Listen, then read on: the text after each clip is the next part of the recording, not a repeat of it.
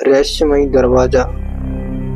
रात के सन्नाटे में छोटे से गांव के बाहरी हिस्से में खड़ी थी वो पुरानी हवेली, जो अब वीरान हो चुकी थी।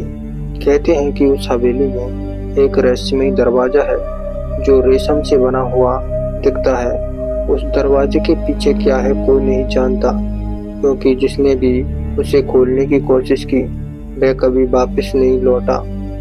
विनीत, जो एक शहर से आया हुआ पत्रकार था, उसे इस रहस्य की सच्चाई जानने की जिज्ञासा थी।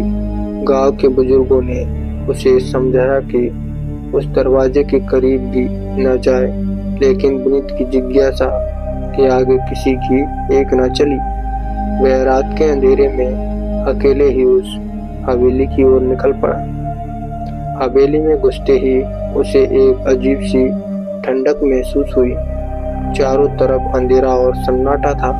हवेली के अंदर घुसते ही विनीत को दूर से वो रेशमी दरवाजा नजर आया। दरवाजा इतना अद्भुत था कि उसे देखकर कोई भी मोहित हो सकता था।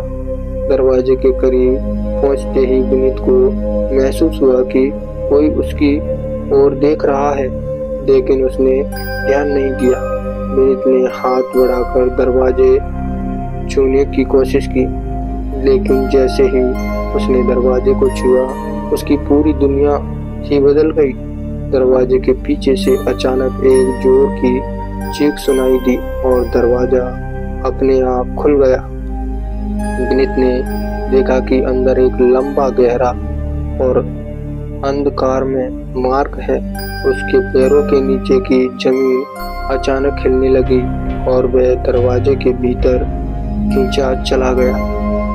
अंदर घुसते ही उसे चारों ओर खून से लथपथ दीवारें और फर्श दिखाई दिए। वह चीखने की कोशिश करता रहा, लेकिन उसकी आवाज कहीं गुम हो गई।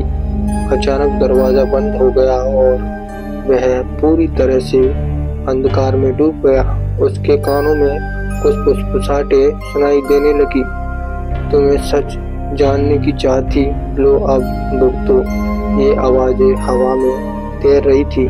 विनीत को महसूस हुआ कि वो अकेला नहीं है। उसके चारों ओर अजीबोगरीब आकृतियां घूम रही थी, जैसे कि किसी दूसरी ही दुनिया से आई हो। उसके शरीर में एक अजीब सी झुनझुनी होने लगी और अचानक उसे लगा कि उसकी सांस रुकने लगी है। वह पूरी कोशिश कर रहा था बाहर निकलने की, लेकिन दरवाजा अब पूरी तरह से बंद हो चुका था। दरवाजे के बाहर हवेली के पास खड़े गांव वाले सिर्फ चीखें सुन सकते थे, लेकिन कुछ भी देख नहीं पा रहे थे। कुछ देर बाद हवेली के अंदर एक अजीब सी शांति छा गई। रेशमी दरवाजा फिर से पहले जैसा दिखने लगा, मानो कुछ हुआ ही नहीं। लेकिन विनीत का कहीं कोई निशान नहीं था। वह रहस्यमयी दरवाजा फिर से अपने अगले शिकार का इंतजार कर रहा है।